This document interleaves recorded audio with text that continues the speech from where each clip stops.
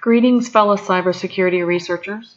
I'm Renee Carnley, and I'm presenting my report on the ENISA Threat Landscape of 2017. Every year, the European Union Agency for Network and Information Security publishes a cybersecurity threat landscape. ENISA works with member states and private sector to contribute to a high level of network and information security. ENISA was set up in 2004, but reports could only be found as far back as 2012 on its website. The ENISA Threat Landscape of 2017 delivers an inclusive collection of the top 15 cyber threats experienced between December of 2016 through December of 2017. The report comprises leading cyber threats along with information on kill chain, threat agents, and attack vectors. Within the report, you'll also find some information about the state of play in cyber threat intelligence. Now, this report is over 100 pages long, and as you know, we were limited into the size of our paper as well as the size of our video. Therefore, I decided to focus on one area of the report instead of trying to do a synopsis of the entire report and due to time constraints. So I focused on the mobile world because, as everyone knows, the Internet of Things, everything's becoming more and more mobile, with mobile phone users increasing annually and the mobile web flourishing. So it's very important to stay informed on mobile security. As you can tell by this comparison chart, that web-based attacks rated number 2 in the top threats of 2017, while web applications was just slightly behind at number 3. Now, these numbers are exactly the same as 2016's report, clearly demonstrating the importance of focusing on web-based security. The ENISA Threat Landscape defines web-based attacks as those that make use of web-enabled systems and services such as browsers, including their extensions, websites, as well as content management systems, and the IT components of web services and web applications. The ENISA Threat Landscape states that web-based attacks demonstrated considerable growth in 2017 and that the levels are about to reach those of malware.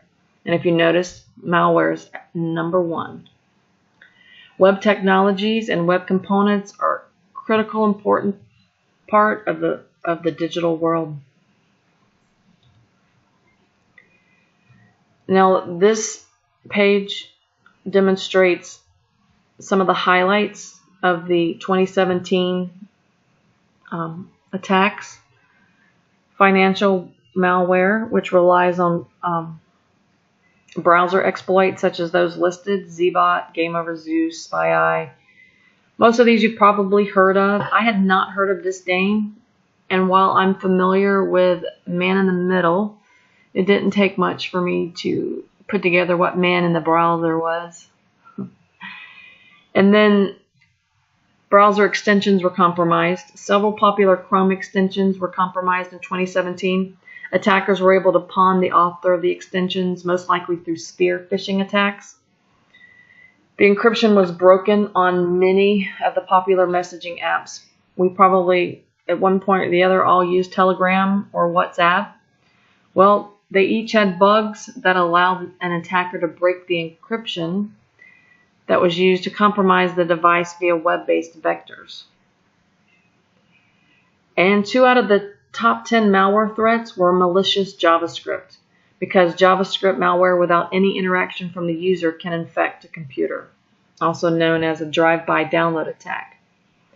And all of the well-known and used desktop browsers were found to have a security vulnerability in 2017. Safari led the top with 17 vulnerabilities, and Chrome came in last with only 2. It wasn't surprising to me that the United States leads in web attacks when compared to other countries. What was surprising to me is that the Netherlands was right behind us. That was kind of unexpected. Now, the ENISA Threat Landscape defines a web application attack as an attack directed against available web applications, web services, and mobile apps. These types of attacks try to abuse APIs that are incorporated in web applications. Naturally, there is some similarity between web-based attacks and web application attacks, but the primary difference is that web application attacks take place inside of a web application runtime environment and use APIs. The highlights of web application attacks are listed here. SQL injection is still a big concern. It was the highest ranked threat by OWASP. And cross-site scripting, we still haven't found a solution for cross-site scription. Those attacks grew by 166% in 2017. Content management systems increased for website temps attack because their website temps attacks are due to the increase of using a vulnerability once discovered on another website. It just eases their use. Once a zero-day attack is known, then how many other websites are out there that they can penetrate before a patch is put into a place. Overall, the value of this report was extremely valuable. We see that the increase in usage of mobile devices inevitably leads to an increase in the amount of mobile attacks. This report highlighted the critical areas in which to focus, and it provided mitigation advice. This information is extremely valuable for companies, governments, and cybersecurity professionals. I'm looking forward to learning more about these through these reports every year now that I'm aware that they exist. Thank you for your time, and thanks for listening. Have a great semester, everyone.